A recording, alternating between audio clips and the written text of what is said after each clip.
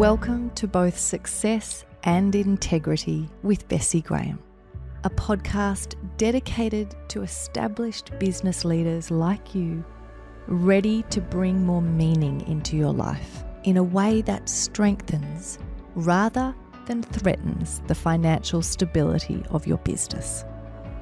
I'm your host, Bessi Graham.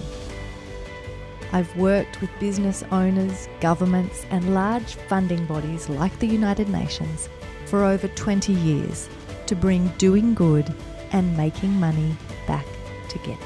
So let's unpack why you don't have to choose between experiencing success or having integrity in your life.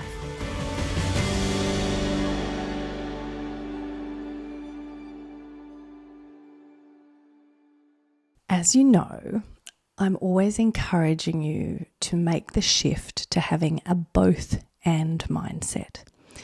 And the way to think about that is learning to sit with the fact that two things can be equally true.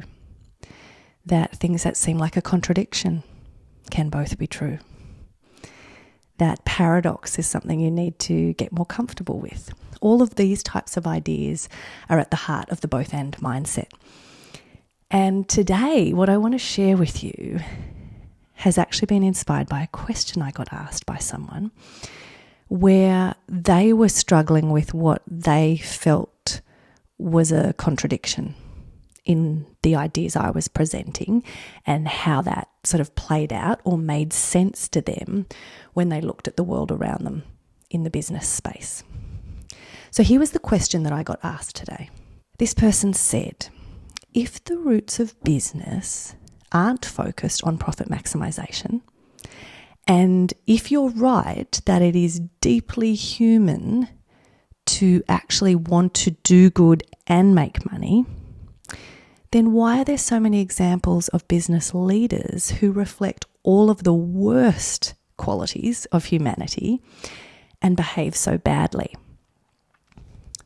So this was the question that I got asked today. And so many things came to my mind when I was thinking of how to respond to it, because there are layers and there are, depending on the situation, there can be a whole range of reasons why people behave badly and why business leaders behave badly. But what I decided to sort of focus in on in my response was three of the main reasons why I think we still see this reflection of the worst of humanity and bad behavior coming up in many business leaders.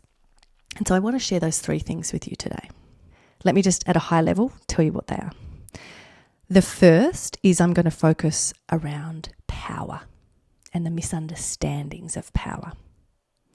The second is I'm going to look at incentives in terms of the incentives we use to drive behavior in business.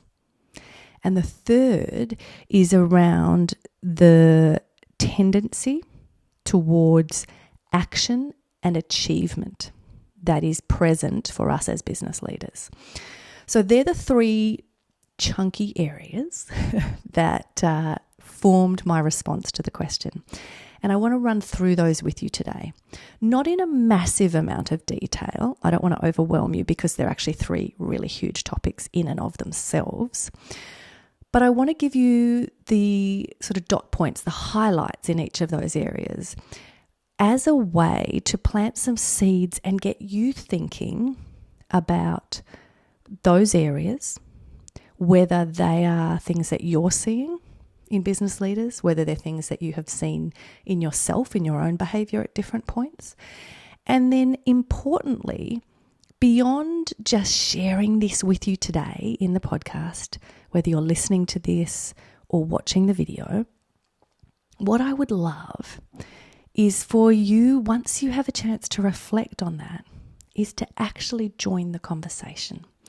Whether that's coming over onto LinkedIn and engaging with me there related to the newsletter or some of my posts, or whether it's commenting in YouTube, whatever works best for you.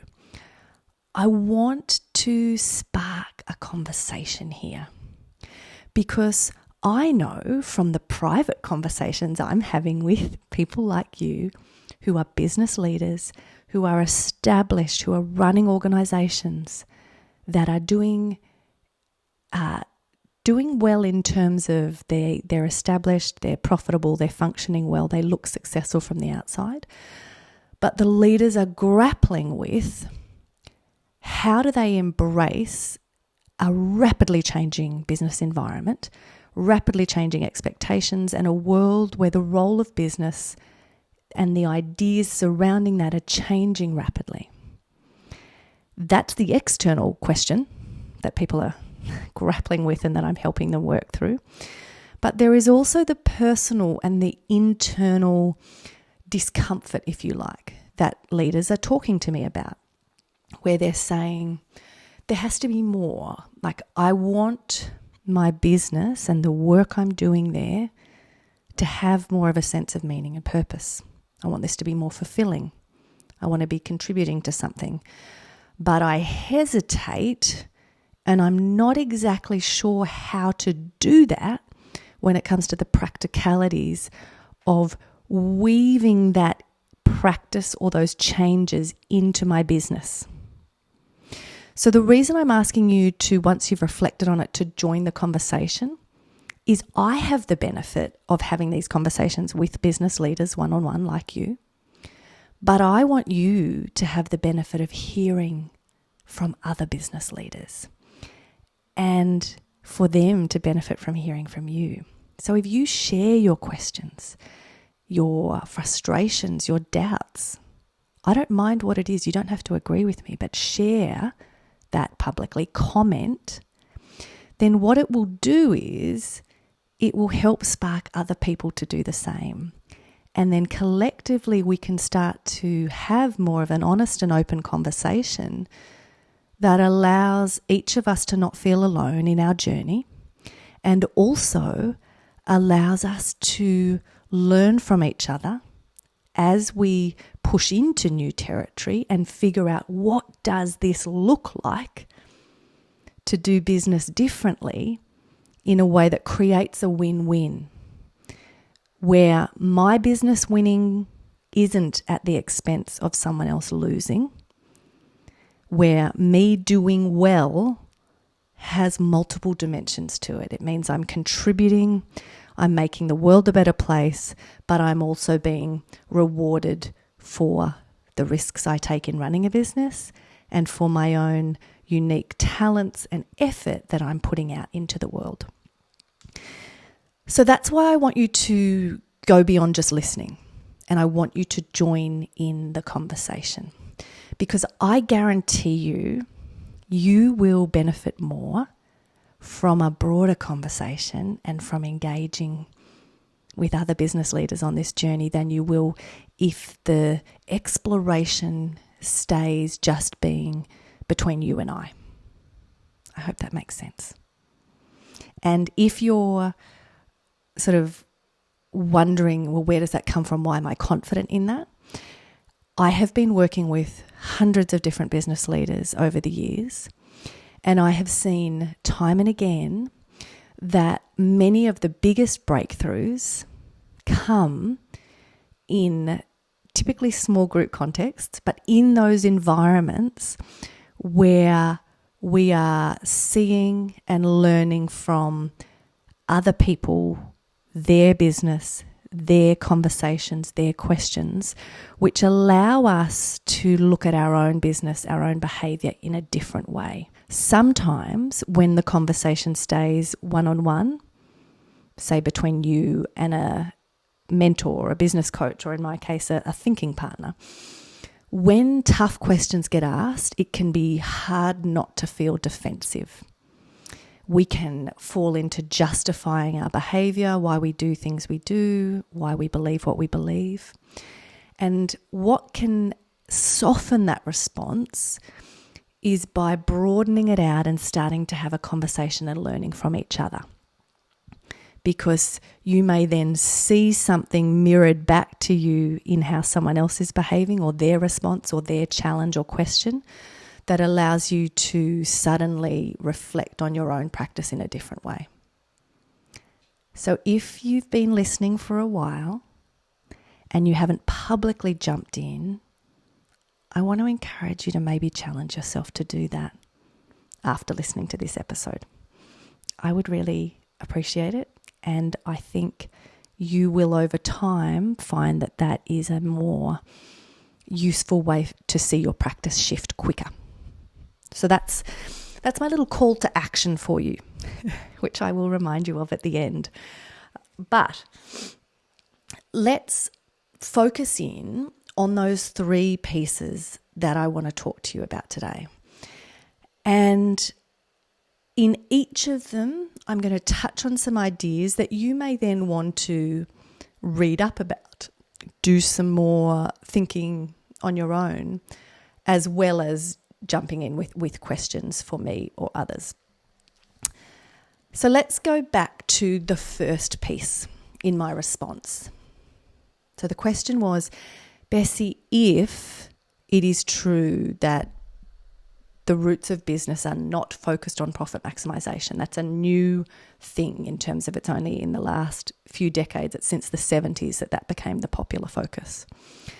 If business isn't about a focus on profit maximization, and if it is deeply human to actually want to both do good and make money, not just prioritize the money, then why do we see business leaders behaving in a way that reflects all of the worst qualities of humanity? Why do we see the examples of that poor behavior within business leaders? So the first of my responses focuses on a misunderstanding of power.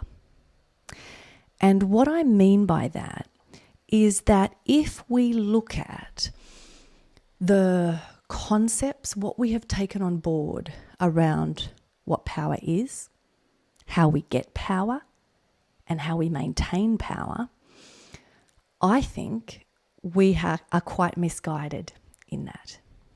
Now, power dynamics, all of those pieces are things that I have been really conscious of and focused on since I was a little kid.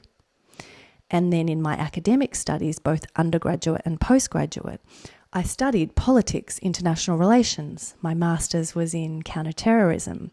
I've studied a whole bunch of different areas around executive leadership, leadership styles.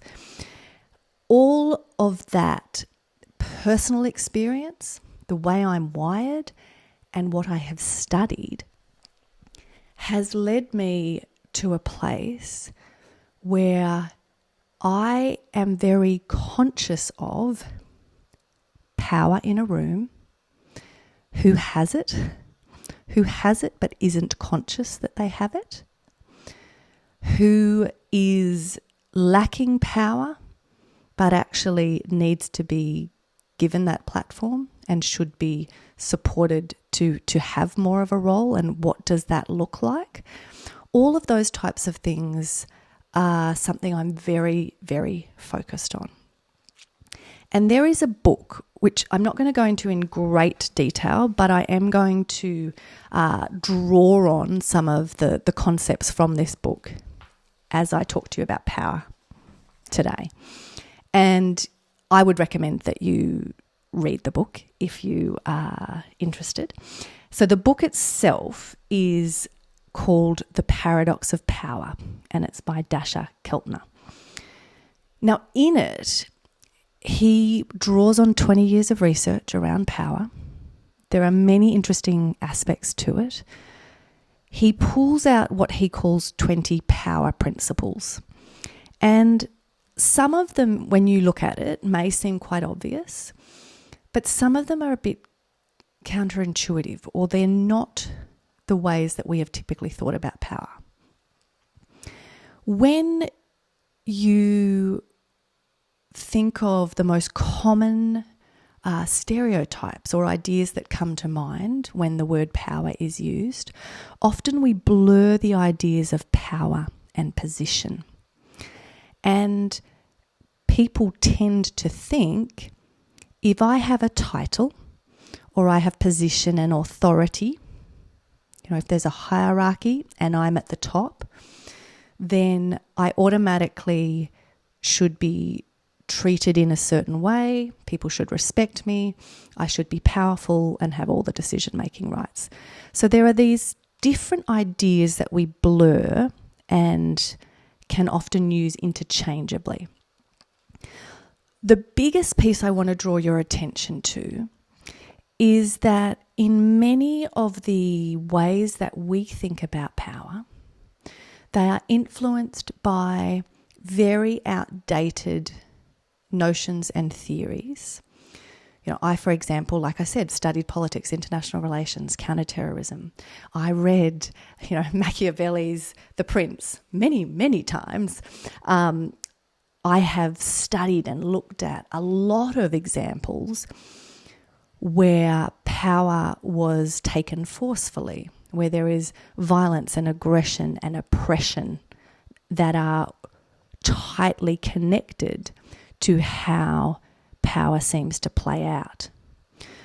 The reason I am picking up on this as my first piece for you to think about today, related to business leaders and why we behave badly sometimes, and we see these reflections of the worst of humanity, is that the misunderstanding of power, I think, is one of the key things at the heart of that. Because we have taken on board concepts around thinking that we need to be forceful, aggressive, that it is a zero-sum game where for us to win, someone else has to lose, where in order to show strength, we need to be aggressive, if not violent. Now, not necessarily violent in a business setting physically, but the aggression, the forcefulness, the language that often gets used is violent. So, there's the treading on people's throats, walking all over people. We use terminology that is aggressive. That is a misunderstanding of how power is gained and maintained in the actual world, right? And it is a reflection of old school thinking that is outdated, that research shows is not true. Now, there are exceptions to the rule. There always are. So yes, there will always be people who gain power, wealth, privilege, etc., through behaving in appalling ways and through using all of those things I just spoke about. The reason I think you need to read and think about some of the work that comes out in the book, The Paradox of Power, is that if you are wanting, as a business leader, to actually operate differently, to run your business in a way that can continue to grow and have a positive impact in the world and create a win-win, then you need to understand how we do actually gain and maintain power. And I think that Keltner's work is important here. When I looked at his components of the 20 power principles, one of the pieces that I then did was pull apart, okay, rather than just look at them as a list, what do they tell us in terms of this aspect of, if we know that we do actually want to be in a position of power and we want to be able to maintain that in a business setting, how do you do that well? So if we want to move away from the misunderstandings of power and move into a healthy place, what would that look like? So when I mapped those things and pulled out his list, I then kind of came up with these two columns. One, which was the aspects out of his list that I pulled into of the things that we need to foster or, cultivate in our practice as a business leader if we want to actually gain and maintain power. And then a column which I put at the top of it, beware. Like, what are the things we have to beware of? We need to be careful and make sure we don't fall into the trap, or what he calls that aspect of the paradox of power, the things that can end up working against us. So let me just talk to you about the key things that I put in each of those categories or columns. Because when you think about shifting into a more accurate and a more healthy concept of power, these are things I would love for you to take into consideration.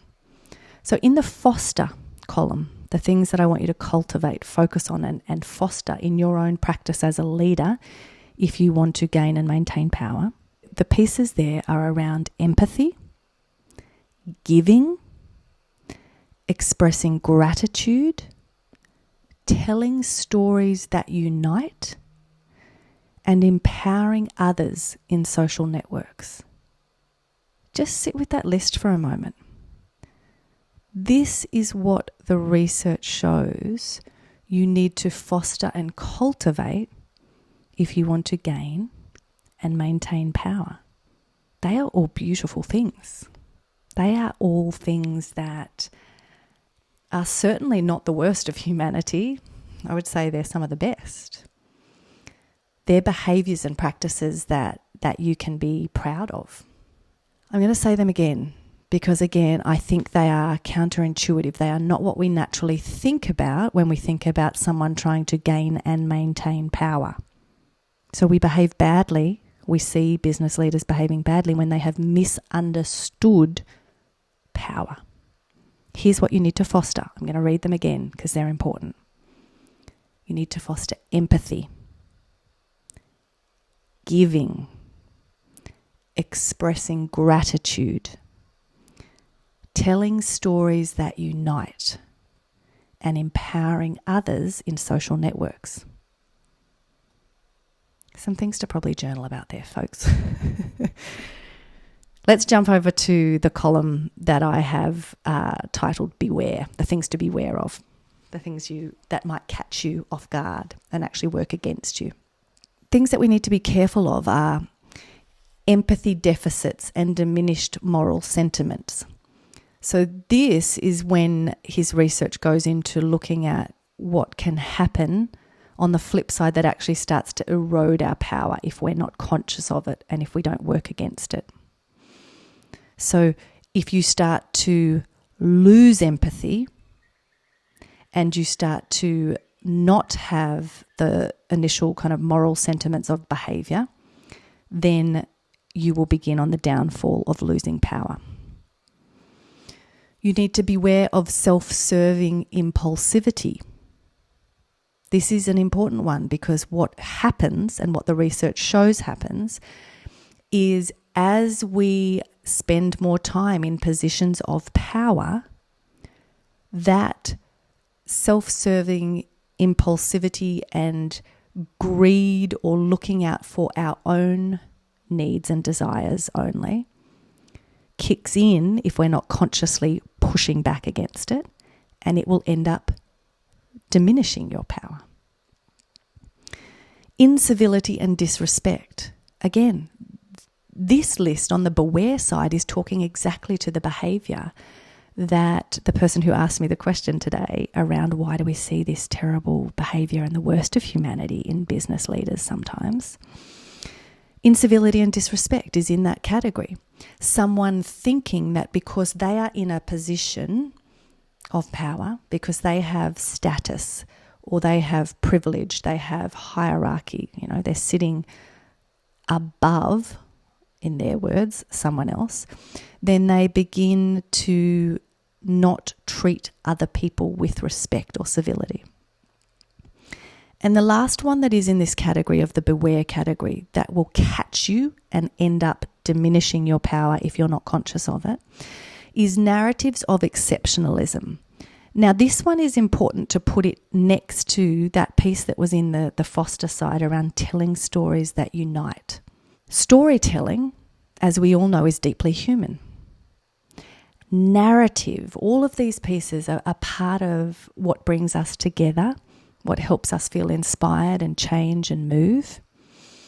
When you are in the category of misconceptions around power and you start to fall into that category of using narratives of exceptionalism rather than telling stories that unite and respecting other people and empowering other people, narratives of exceptionalism, we see this all the time when people start to quite arrogantly speak about the fact that they work harder than other people and that's why they're successful, or that certain aspects of their choices are superior to other people. So there is this exceptionalism that completely explains away why they are in the position of privilege and power and someone else is not.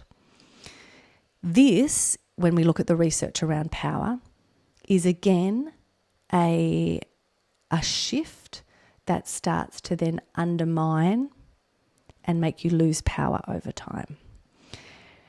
So those categories in the beware of, be conscious of, and actively make sure you're not falling into those traps of power, are the types of things that are the misconception of power that catch people in the business space and they begin to behave in those poor ways.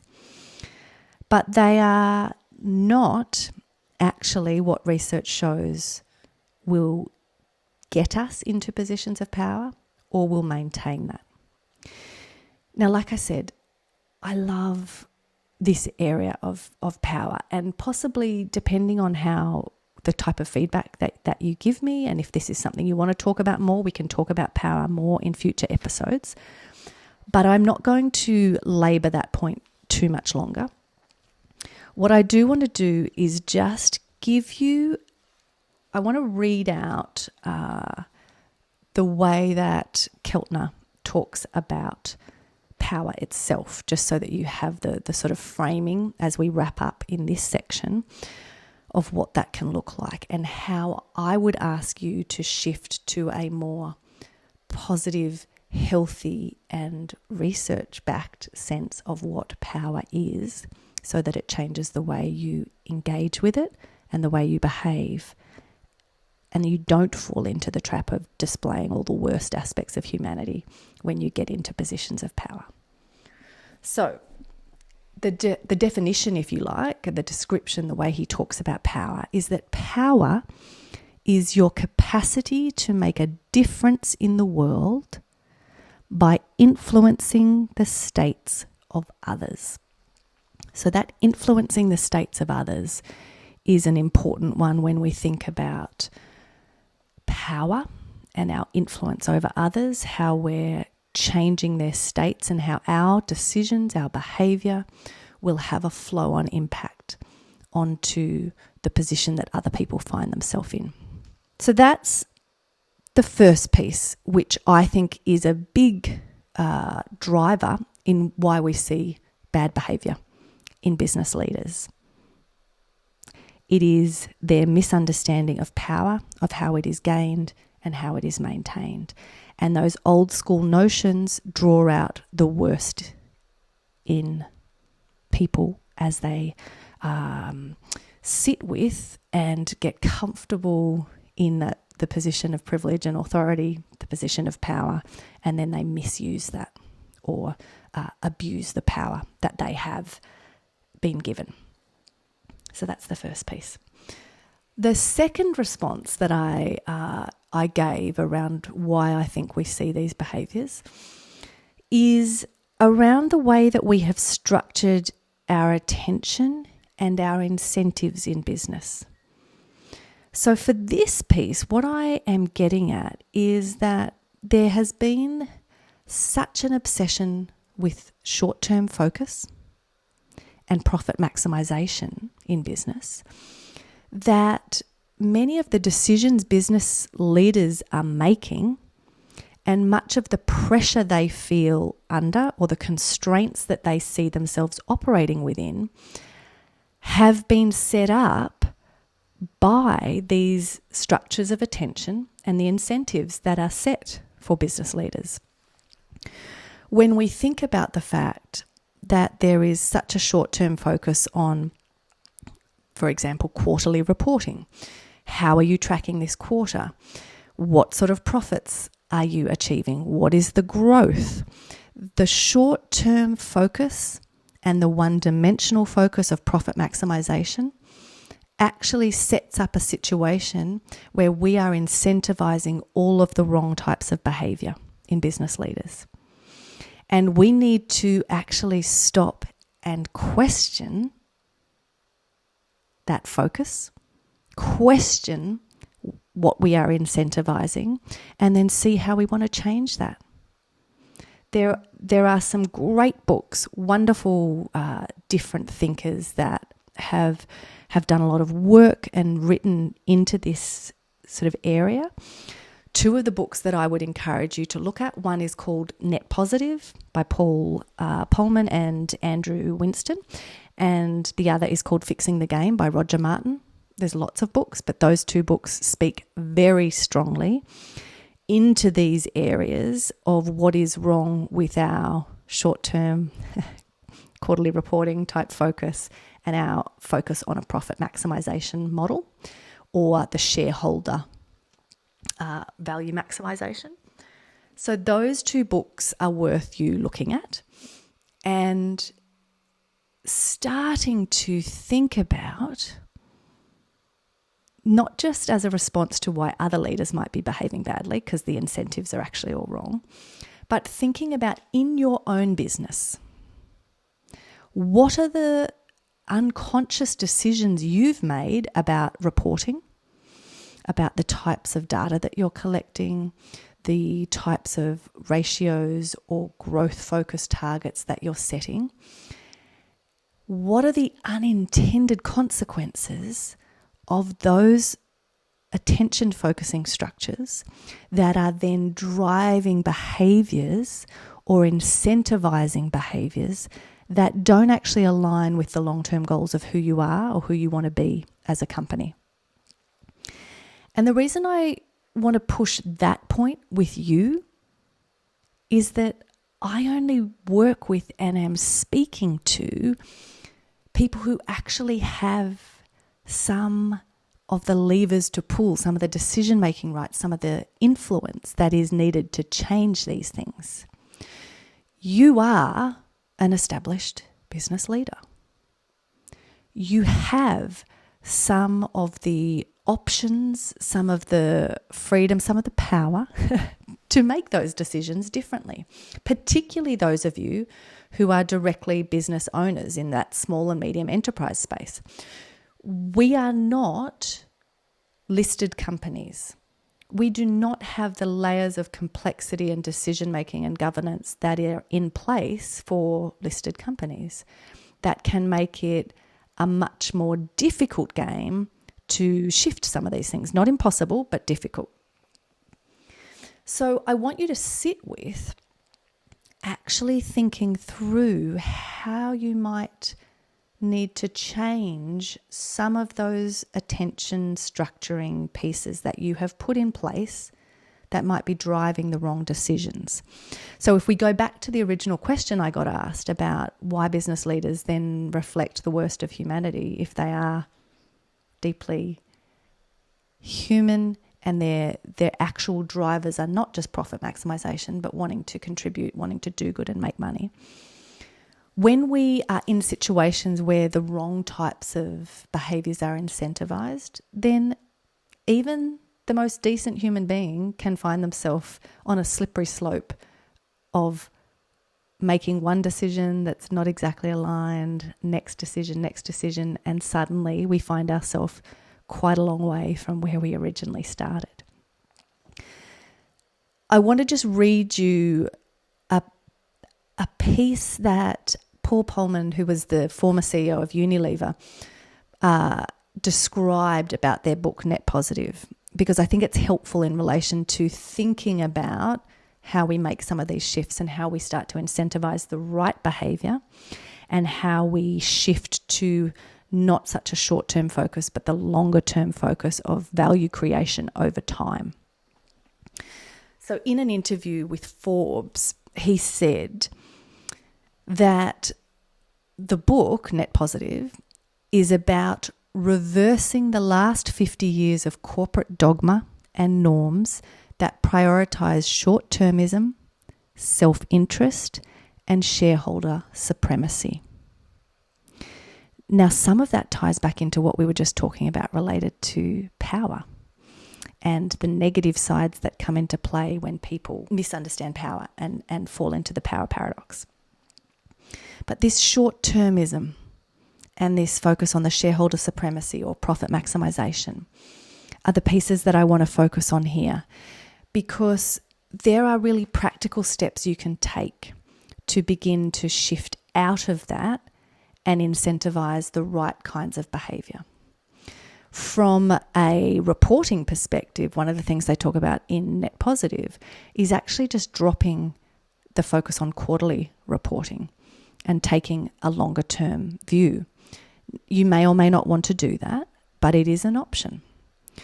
If you think about the flexibility that we have in small and medium enterprises, in privately held firms, in family-owned businesses, one of the things that we can do is actually have a much longer time frame or time horizon that we are working to.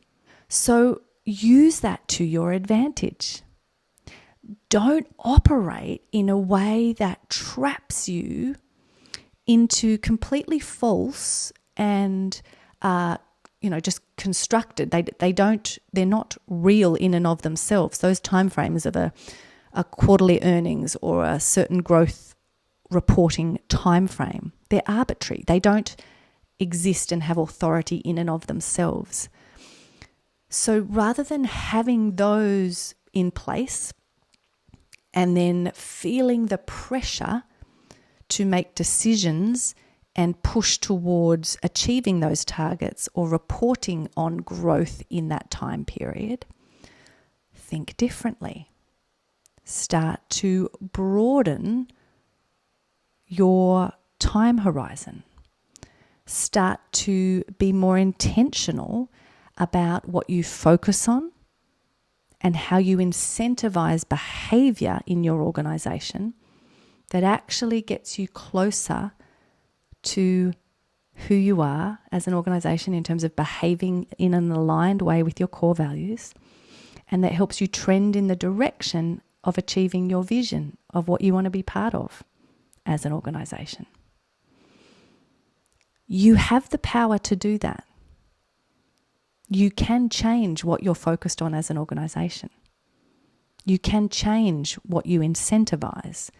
That will ultimately affect how people behave within your organization, the decisions they make, what they feel they have the freedom to do in terms of either taking risk or simply, as I said, having a longer time horizon. When we do that, and when we come back to some of the pieces that I keep talking to you about, the benefits of a both-and mindset, where we stop ourselves, if we find ourselves being one-dimensional, if we find ourselves going to extremes or being quite black and white, and we then say, okay, I need to stop. I need to think about this from different perspectives. I need to broaden. I need to have a more multi-dimensional response to this. Then in this category, around what we're focusing on and how we're incentivizing the right behavior, we can start to say, if I tell my team that what we're all focused on at the moment are these quarterly targets around growth, around hitting certain percentages of profit, but then we are trying to paint this bigger picture of who we are as an organization and what we want to be part of creating in the world, they will feel this tension. They might be excited by that broader vision.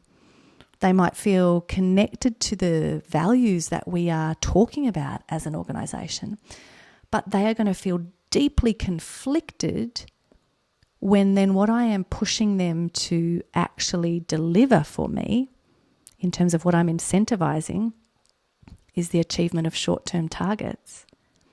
This dissonance there that just makes no sense. And in order to either get their own bonuses, in order to feel that sense of achievement and purpose for them and their team, that they can tick that box and they've achieved the quarterly targets, you're actually driving their behavior back into the exact thing you're trying to step away from. So think about where that is at play in your organization and how you might want to change that. When we think bigger, whether that is about the piece of thinking like a system, then acting like an entrepreneur. So whether it's that we zoom out and we start to take on board a whole bunch of different factors within the environments we operate in, that might be related to some of the flow-on impacts that we have either with our customers when they use our products or services. It might be looking back into our supply chain and looking at the consequences of our decisions there related to the conditions of workers or the environmental impacts of our supply chain. When we broaden out and start to understand the big picture more, and when we then take a different approach around timeframes and have a business model focus that is about the win-win, the creation of the win-win. So again, not going into that world of being a zero-sum game of I need to grow and win and be more profitable at the expense of others, but instead saying I need to be running a business where when I win, it is because I have delivered more value in the world. My team win, my suppliers win, my customers win, all of those components of a broader sense of stakeholders. When we do that, and it's combining all of those pieces of a bigger picture, more multifaceted view of our work, it has a bigger time frame, and it has the aspects that we've just kind of walked through together. What it allows us to do is to start to come up with solutions and structure things in a way that more accurately incentivizes the right kinds of behavior and moves us away from those situations where we see business leaders actually behaving in really unhealthy ways that aren't, life-giving for them either as an individual, and they're certainly not a good reflection on us as a business. So that's the piece around structuring our attention and incentives in business. Again, the books to read, there's lots of books to read, but Net Positive and Fixing the Game are two nice places to start. The third aspect that I wanted to talk to you about, that I shared in response to why this behaviour happens in business leaders, focuses around our tendency to be driven towards action and achievement. Now, you will often have heard me talking about the fact that our strengths can be our weaknesses, two sides of the one coin. And this piece really falls into that category. So one of the aspects that is why we are in the positions we're in as business leaders, whether you are someone who considers yourself an entrepreneur or whether it's not so much being an entrepreneur, but it's the business leader, the business owner, that is the category you fit into. Whichever one of those you're in, we tend to be the kinds of people who are labelled from a young age as, a natural leader. We're the people who set goals, who are, if we looked at a strengths finder piece, tend to be achievers. We are driven, high performance. Some people use the term type A. There's lots of different namings that we've been given at different points. But that tendency to drive to action, to want a goal and to want to achieve something has this flip side or negative aspect to it if it is not combined with a very intentional ongoing practice of self-awareness, self-knowledge, and that reflection practice, right? So if we look at what happens and some of the unhealthy behaviors in business leaders that are often, then held up as the reasons why we can't trust business leaders or why the power has gone to their head. Those pieces, in my experience, do come down to the fact that in a desire to set a goal, to jump to action, to not just sit around talking, but to get in there and do something, without reflection, we can fall into the trap of latching onto and chasing whatever has been put in front of us. And that leads us right back to that second challenge that I just spoke to you about, of the problem is, if what has been put in front of us is something that is focusing on the wrong things and that is incentivizing the wrong behavior, then is there actually a question why we see that bad behavior playing out? Because you have the exact types of people in terms of personality and preferences of behavior who want to jump in and achieve that goal, who want to move to action quickly, and they are operating in a system that has always validated and rewarded them for succeeding, ticking boxes, and achieving whatever the piece was that was put in front of them.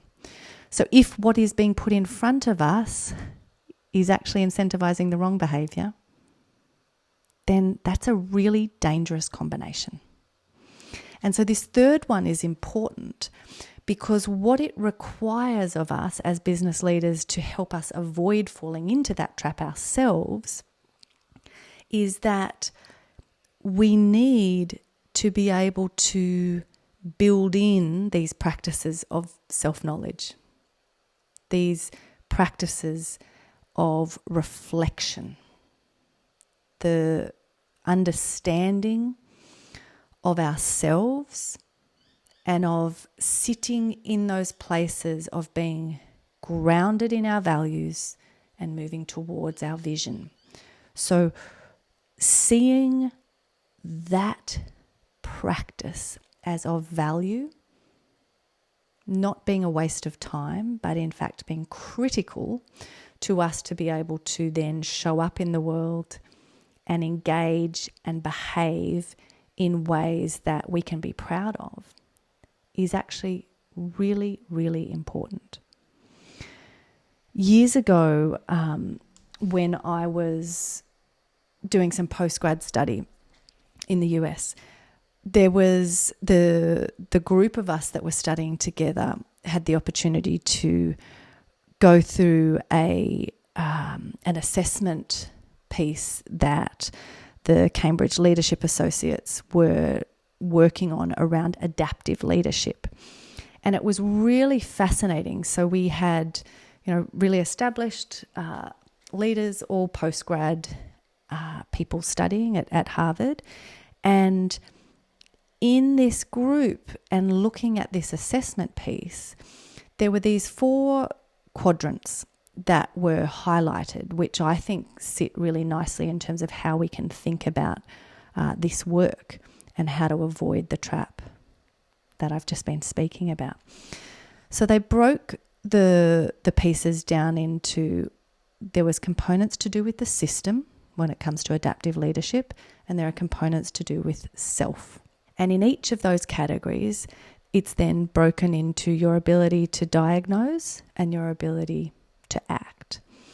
So what was interesting was that when they looked at the research of how people tended to think about leadership, there was this tendency to, if we looked at acting in the system, which focuses on the techniques necessary for successful leadership, and as you intervene in a system and you look at that big picture, that quadrant was for most people in a leadership role where they concentrated on trying to exercise or put into practice their leadership. They were up there focused on that component, and yet the piece they were missing was the aspect around acting on themselves. So there was this tendency to drive into acting into or trying to change or shift, influence the system itself, but not enough focus from the leaders on the acting on themselves, working on themselves.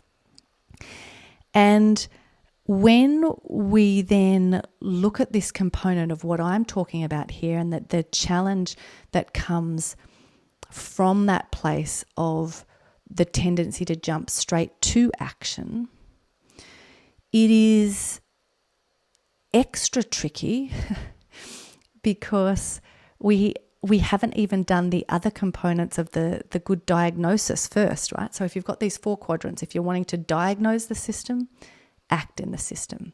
You're wanting to diagnose yourself, act on yourself.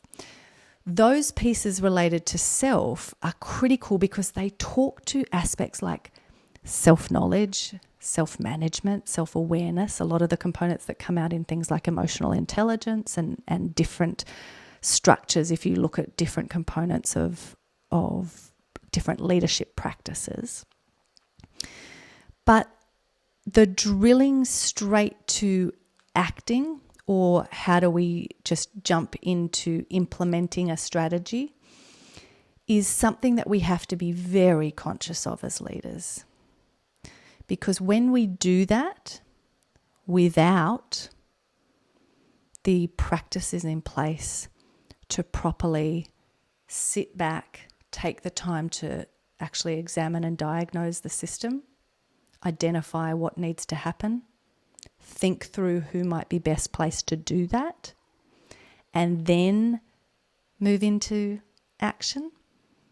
And if those decisions aren't based on an ongoing practice of understanding and knowing yourself and knowing how to act on or manage your own behavior and engagement, then we have such a warped sense of what our role is as leaders, and our behavior is again falling into the trap of being one-dimensional, that it is no wonder that we see the downsides and the negative outcomes, the poor behavior from leaders.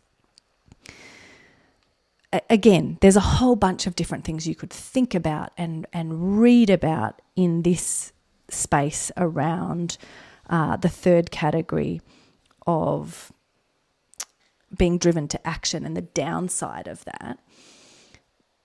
But I want you to just sit with the fact that if you can cultivate an ability to have not just one-sided, but both components of being deeply grounded in an understanding of the self-knowledge components around you as a leader, and also about your organisation and who you are as an organisation, whether that's to do with values, culture, purpose, vision, all of those things.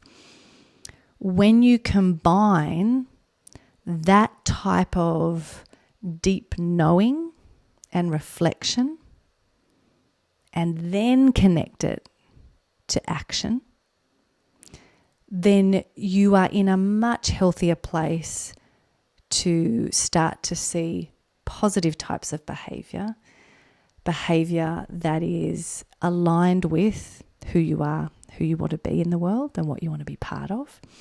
And it will help to reduce some of those negative things that we see as the stereotypes of the worst of business and leaders acting in really poor ways. I'm going to leave it there. Again, I could talk about this all day, but I just wanted to jump on and share with you what was a really fun conversation that I had today when I got asked that question. And I just wanted to share with you those 3 pieces. I hope that they plant some seeds for you and that they are useful in your own reflection this week on your business and your leadership practice. And again, feel free to listen to this, watch this, maybe journal a bit, pull out some of the pieces that are either challenging for you or encouraging for you. Maybe read a little bit more of some of these books or ideas that I've brought up today. But please then go beyond your personal exploration and come and join me in the conversation. Ask some questions and let's start to have more of a community around these topics that we're exploring together. I love talking to you and sharing with you like this, but I would love for this to become a conversation where you're sharing back with me and ultimately where you're sharing with other business leaders that are on this journey. Because we can change the way business is run and we can design and build business models that create a win-win and that are doing good and making money. But it is going to take a shifting of mindset. It is going to take us breaking down a whole bunch of unconscious things that we've taken on and believe to be true about business, about leadership, about ourselves. And that journey is going to be easier for you if you do it in community. So please join me in this community that I am building as we together explore what it means to live and lead more meaningful lives.